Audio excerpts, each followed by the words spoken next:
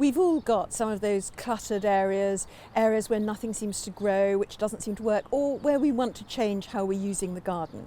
It's Alexandra here from the Middlesized Garden YouTube channel and blog, and this is the second of two videos, and the first one dealt with how you design and revamp the area of the garden closest to the house, because that's what you see when you look out of the window or walk outside. But all around gardens, if they're of any size at all, and even if they're quite small, you find that corners just gather clutter, and we've revamped several of our corners over the last few years. So I'll cover those ideas that we've used, plus ideas I've seen in other gardens and at the shows. Now, we've got something we call the difficult shady corner, and there's a video about that which I'll put in the description below, because after a pergola was rotted and taken away, I looked at 10 different options for it, which included things like a shed, a sculpture, seating, a pond, a wildlife area, and so on. But in the end, what we decided was seating, and I'm so glad that we did, because actually what seating does, even in any size of a garden, putting a seat in a different part of it gives you a different view of your garden. So I really enjoy sitting in this corner and just seeing how different the garden looks and feels. The other thing that seating does is that it creates a destination in your garden.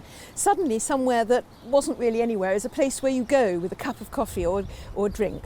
And in the practical part of our garden where the sheds are, there was a great pile of clutter, and I just simply couldn't get around to ever tidying it up. But eventually I tidied it up and I added a table and 2 chairs. And it just has made it somewhere to go, and it looks so much better. And there's no need to necessarily buy anything new, because the other idea, I would say, is that you can actually achieve quite a lot of revamping simply by moving things round the garden.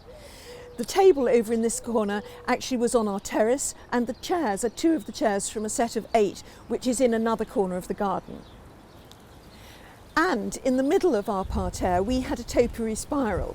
Now, we moved that into what we call the difficult shady corner, and actually topiary is a very good thing to give structure to a shady corner, because quite a lot of topiary does quite well in the shade, things like box, home oak, holly and privet.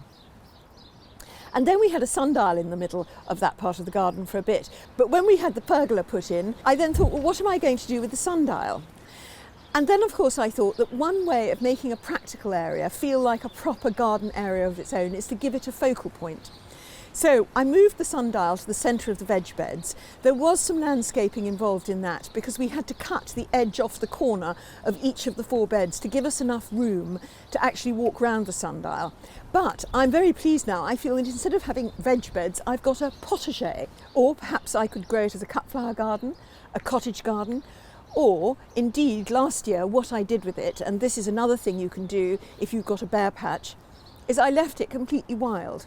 Now, rewilding is obviously a hot topic at the moment, and Isabella Tree, who's one of the pioneers of rewilding, says in her book, The Book of Wilding, that actually it's not about just letting your garden go, because if you just stop doing something, then the most invasive plants will take over and you'll actually have a reduction in biodiversity rather than an increase. So we all live in managed spaces, and even a rewilded garden will be a managed garden. However, just for 3 months last summer, I did absolutely nothing in these beds, and I kept thinking, oh, we must get around to doing something, I must plant some veg, etc. In fact, I turned round in June and suddenly the beds were full of poppies and feverfew and cerinthe, and it was really pretty, so it worked very well for me.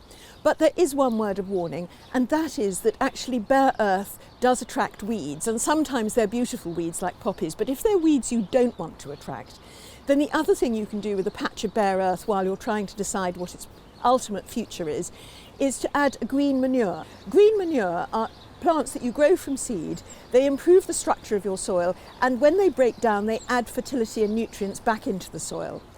I was sent a couple of packets of green manure by Thompson and Morgan, and so I scattered them across 2 of the beds and then raked them over. It only took about 10 minutes, and now those beds are covered in something lovely and green, and it's no longer so inviting to any passing weed. When I'm ready to replant the beds, I will cut down the green manure and either leave them on the top to rot down or dig them in, and both ways will restore nutrition to the earth.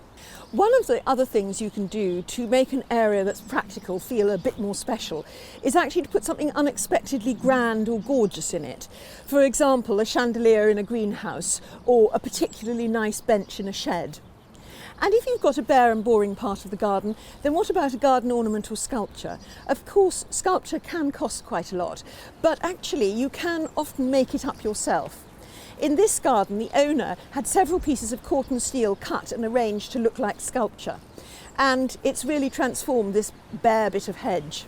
And at Doddington Place Gardens, this twisted metal sculpture actually was a part of the fence, and a vehicle crashed into it, and instead of disposing of the twisted metal, they painted it red, and then they used it to create a focal point in a bare piece of open ground. And of course, that brings me to a pot of paint can work wonders. If you've got a clutter of sheds, log stores, bin stores, whatever, in a corner somewhere, then actually if you paint it all the same colour, it will just look so much neater and tidier. In this wide, shallow garden, designed by Posy Gentles, she loses the shed simply by painting it the same dark colour as the fence. And of course, because it's a wide, shallow garden, the fence and the shed are actually quite close to you when you look out the window. So it's worked beautifully to lose it. And we've used the same trick with our log store, bins and back gate. Just by painting them all the same colour, they look so much better. That paint's about 8 years old now, so it is looking a bit shabby. One of the most difficult parts of a garden to plant up is a sloping area, and you might just have a couple of feet of slope. And there are two things you could actually do with a slope which would make it just seem a bit different and a bit more interesting. And one is, if it's a sunny slope, put a rock garden there.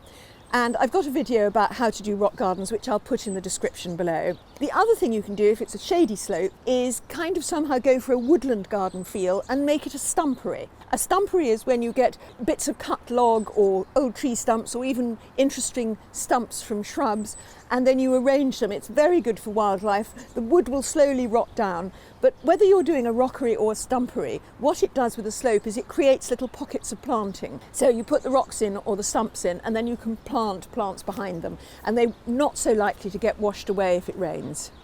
So if you're revamping various corners of your garden, then don't forget the area just outside the house, because that is the area you'll see the most. And so do check out this video here, which will have all the ideas we have for things that are close to the house and what you need to bear in mind when you're revamping an area close to the house. And thank you for watching. Goodbye.